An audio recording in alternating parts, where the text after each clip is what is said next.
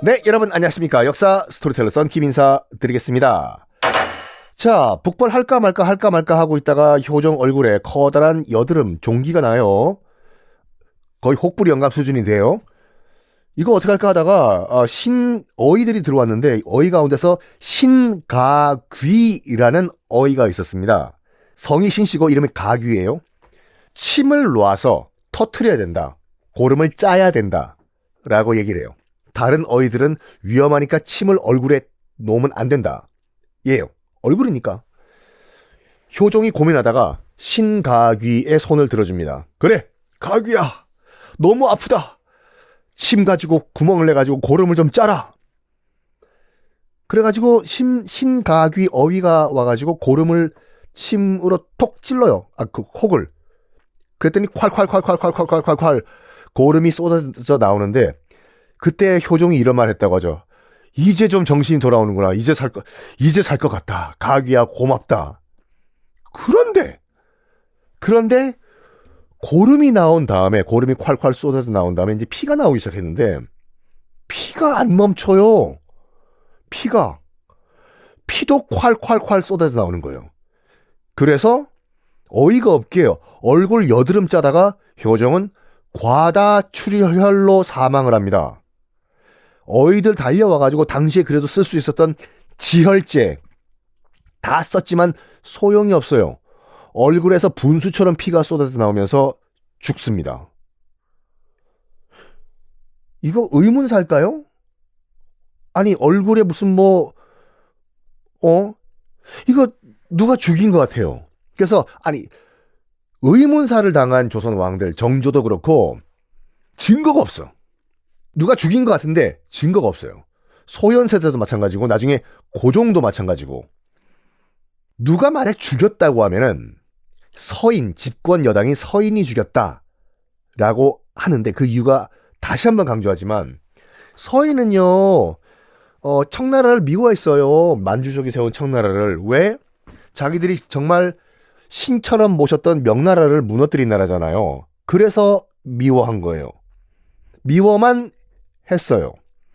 전쟁 할 생각은 1도 없었습니다. 송시열과 서인들은. 그런데 이 어린 놈의 왕이 철딱서니 없이 자꾸 전쟁을 하자고 하지 않습니까 지금. 전쟁하면 가진 거 기득권 세력들은 다 날려버리는데 부동산 땅 이런 것들. 야, 저 어린 왕이 철딱서니가 없다 야. 그래서 신가귀를 시켜서 죽였다라는 주장도 실제로 있어요. 그러면 여기서 키를 쥐고 있는 게 누굽니까? 신가귀죠. 얘가 불면돼요. 송시열이 시켰다고. 그죠? 근데 신가귀는 효종이 죽자마자 바로 처형당해요. 왕 죽였다고. 죽은 자는 말이 없습니다. 진실은 그래서 신가귀가 바로 처형당하면서 묻혀버려요. 어쨌거나 북벌의 꿈을 이루지 못하고 효종은 어이없이 죽어버립니다. 1659년 나이는 겨우 40이었습니다. 그런데 조선 전국이 효종과 생각이 달랐다는 걸 알 수 있는 게 뭐냐면 효종이 죽고 난 다음에 조선과 청나라의 교역량이 급증을 해요. 기다렸다 이거죠. 저 어린 왕이 무슨 청나라와 싸우려고 하냐 지금. 청나라 가서 지금 장사를 해야 되는데 청나라로부터 수입돼야 되고 딱 효종이 죽었네. 이 철딱선이 없는 왕이 야 가자 청나라로 가자 청나라로 가자. 갑자기 청나라와 수출 수입이 급증을 합니다. 기다렸던 거예요. 그리고 나중에는요 오히려 심지어 청나라를 배우자라는 운동까지 벌어집니다. 그 말은 뭐냐면 효종은 정말 철딱선이 없는 이상주의자였다. 조선 전국에서 청나라와 맞서 싸우는 북벌을 생각했던 사람은 딱 한 명밖에 없었다. 이거예요. 그러면 효종은 업적은 없을까? 딱 하나 있어요. 딱 하나. 바로 대동법의 실시. 대동법은 광해군이 실시했다고 알고 계시죠? 그럼 경기도만. 경기도. 전국이 아니에요. 이거를 좀 확대시킨 사람이 효종입니다. 충청도까지. 대동법이 뭔지는 기억나시죠? 그 지방 특산물, 부산은 기장미역, 또 전라도는 목포는 홍어. 물론 그때 홍어는 없었지만 강원도는 뭐 그 무슨 생선 그 뭐더라? 속초 가면 있는 곰치. 곰치국이 맛있어요. 처음엔 물컹물컹하고 맛이 없는데 먹다 보면 이게 중독돼요. 곰치국. 하여간 뭐 지방 특산물을 냈지 않습니까? 근데 이걸 나라에서 지맘대로 지정을 한 거예요. 부산이면 기장 미역 갖고 와라 해야 되는데 뭣도 모르는 그 관리들이, 국세청 관리들이 부산 보고 곰치회 갖고 오라고 하고, 제주도에서 산삼 가져오라고 하고, 어디냐 강원도에서 뭘 갖고 오라고 할까, 홍어 갖고 오라고 하고 한 거예요. 나라님이 갖고 오라고 하니까 갖고 와야죠. 그래서 부산에 있는 기장 미역 그 어민들이 기장 미역이 아니라 속초까지 올라와서 곰치를 사와가지고 그걸 세금으로 냈거든요. 그 허점을 이용한 것이 이 에이전트 중개업자가 와가지고, 어이 돌쇠, 부산 사는 돌쇠, 속초까지 가지 말고 내가 그 곰치를 구해올 테니까 나한테 돈 내. 부산에 그냥 있고 내가 곰치 위로 올릴게. 서울로. 코미션 조금만 줘. 근데 그 코미션이 점점점 늘어났다 이거죠. 그러니까 부산 기장미역을 키우던 어민도, 야 너무 비싼 거 아니야 지금 코미션? 됐고 내가 코미션 더 싼 사람한테 이거 거래할 거야. 아니면 내가 속초까지 갔다 올 거야. 라고 됐지 않습니까? 그랬더니 원래 거래를 하던 그 에이전트가 지금 원님과 사또와 짝짝꿍이 돼가지고 지금 저 돌쇠가 속초 곰치 갖고 오면 받지 마십시오. 에? 어렵게 속초까지 가가지고 직접 곰치를 사왔던 부산 기장 미역 어민 돌쇠, 넌 멘붕이 와버리는 거죠. 세금 내야 되는데 원님이 안 받아요 이거를, 사또를. 요 잘못된 폐단을 방납이라고 말씀드렸지 않습니까? 납세, 세금을 내는 걸 방해한다고 해서 방납. 광해군이 이 방납의 잘못된 것을 막기 위해 가지고 이제는 특산품 보내지 말고 전국적으로 다 쌀로 통일하자. 그게 대동법이었지 않습니까? 광해군은 그게 전국적으로 다 실시한 게 아니라 일단 시범적으로 경기도만 실시를 했어요. 이거를 충청도까지 확대한 것은 효종입니다. 김육이라는 신하가 있었어요. 성은 김씨요, 이름은 육이에요. 미스터 바른 쓴소리 대나무 같은 바른 선비였어요. 어느 정도 수준이었냐면 복림대군을 인조가 세자로 앉힐 때 반대를 해요. 그리고 효종이 역강 기억나시죠? 역사 깡패가 아니라 그거 소현세자 부인 강빈을 역적이라고 하면서 효종이 역강이라고 했잖아요. 역강이라고 하면서 강빈 김씨를 깎아내리려고 할 때 효종이 그것도 반대를 해요. 그럼 당연히 여러분들 그 효종 입장에서 봤을 때는 김육이 이뻐요, 미워요?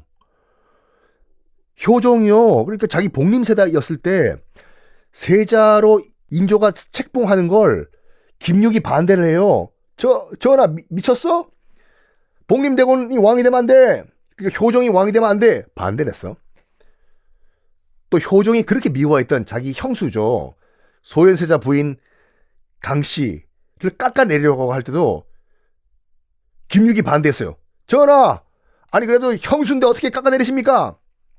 당연히 그 당시에는 효종이 격분합니다. 저거 확 그냥 김육 저거! 그렇지만 너무도 미스터 쓴 소리고 바른 소리를 하다 보니까 일은 잘했어요. 그래가지고 효종이 정말 나쁜 왕은 아닌 게 연산군 같으면 바로 다 죽여버렸을걸요? 그렇지만 계속 씁니다. 실력이 있었기 때문에. 이 김육이 무슨 말을 하냐면 전쟁 후유증으로 백성들이 너무 고통을 받고 있습니다. 전하, 지금 경기도만 시범적으로 실시되고 있는 대동법을 확대하소서 전하 라고 해요. 그래가지고 이 김육의 말을 믿고 효종이 전격적으로 대동법을 충청도까지 실시를 합니다. 그걸 보고 김육은 굉장히 기뻐했다고 해요. 드디어 쌀로 세금을 받는 나라가 됐구나. 충청도까지 대동법이 확대된 걸 보고 김육이 너무 기뻐해서 이런 말까지 했습니다. 실제로 한 말이에요, 김육이요. 백성들이 너무 기뻐합니다.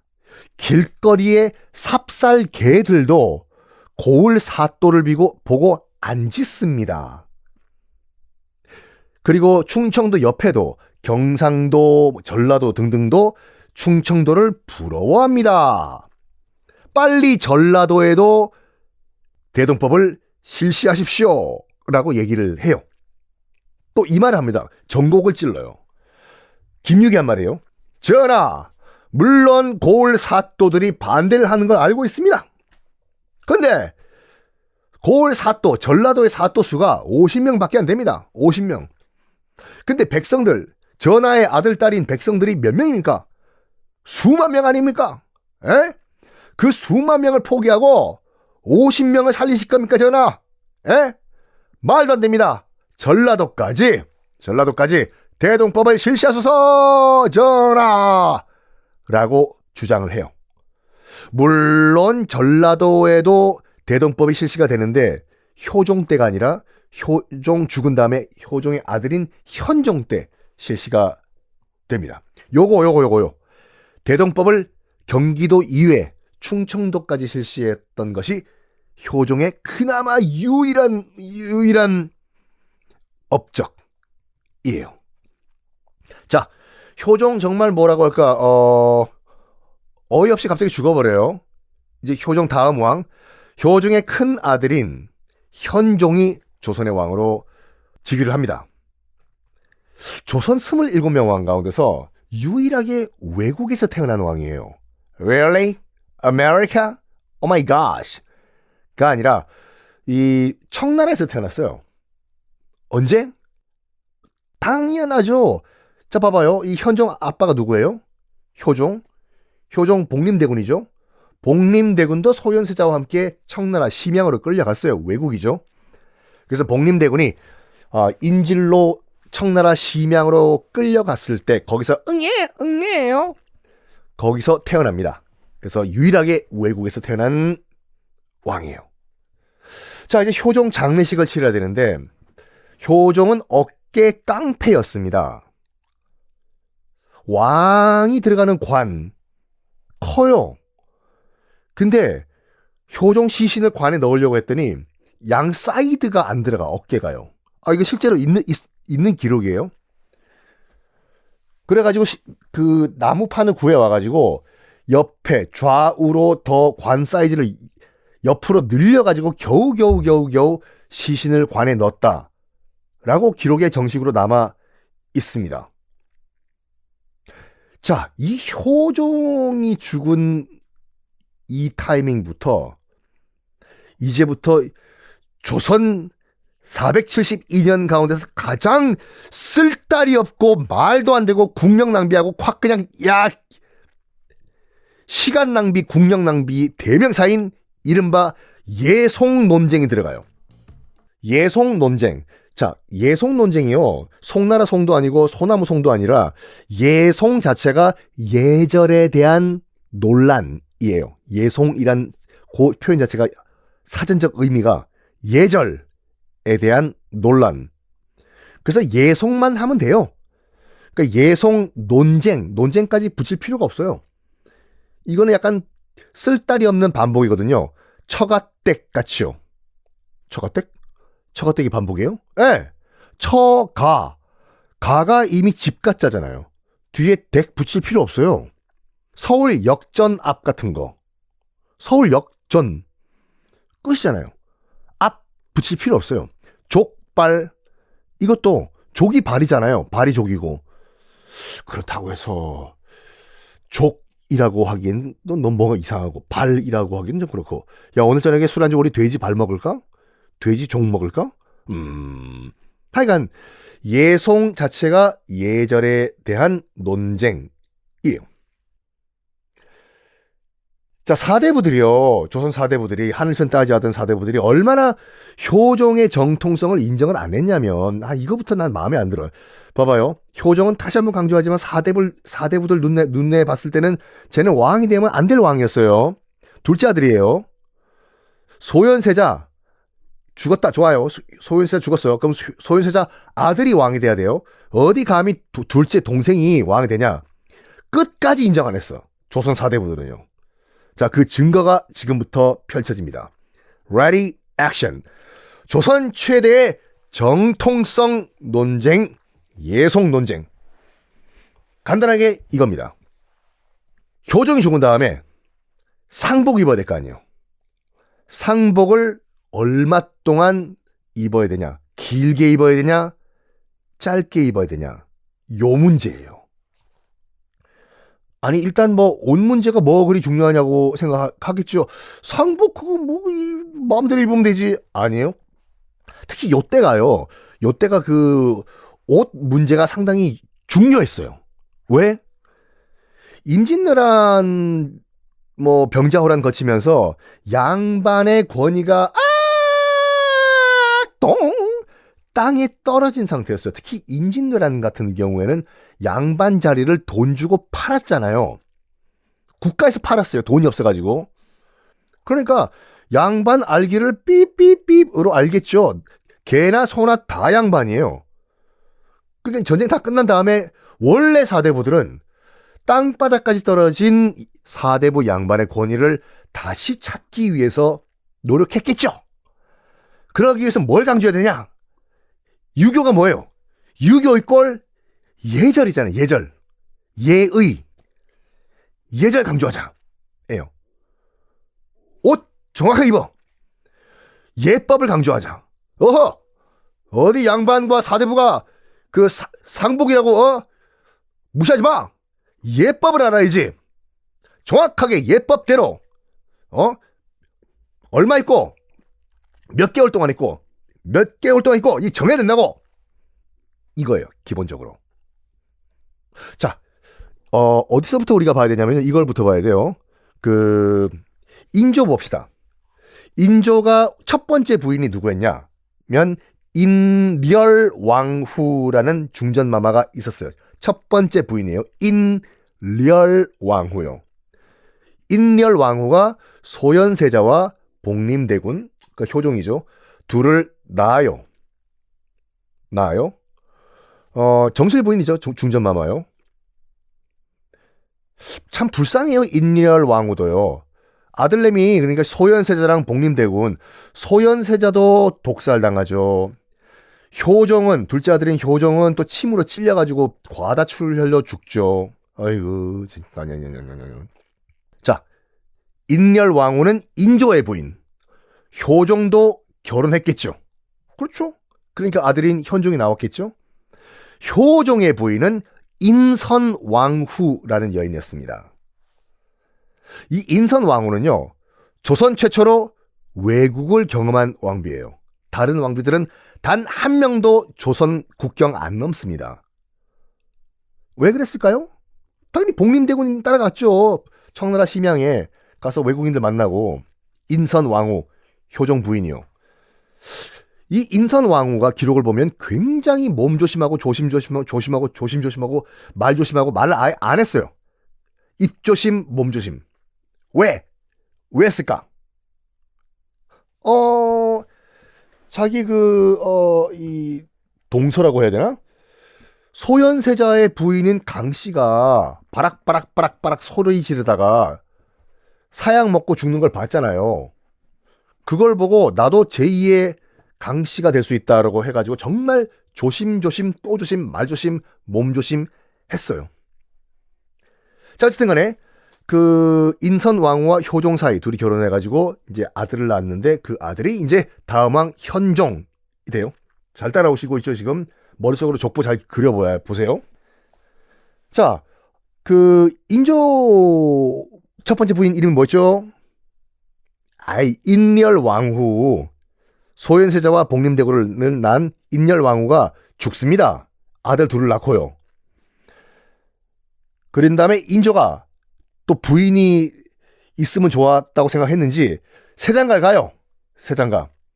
두 번째 부인이 와요. 진짜 어린 애와 결혼해요. 그 두 번째 부인이, 인조의 두 번째 부인이 장렬왕후예요. 진짜 어렸습니다. 진짜 어리다 보니까 인조의 두 번째 부인 장렬왕후,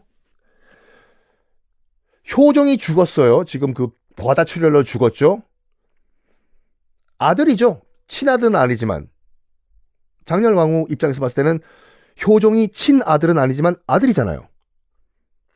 근데 너무 젊어가지고 효종이 죽었을 때도 장렬왕후가 살아있었어요. 너무 어려가지고.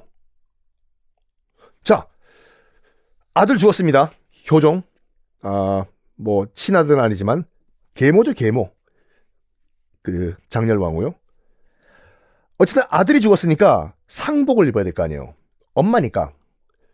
이제부터 시작입니다. 이 엄마인 장렬왕후가 상복을 얼마 동안 입어야 되냐가 조선 최고의 공력 낭비 예송 논쟁. 본격적으로 다음 시간에 설명드리겠습니다.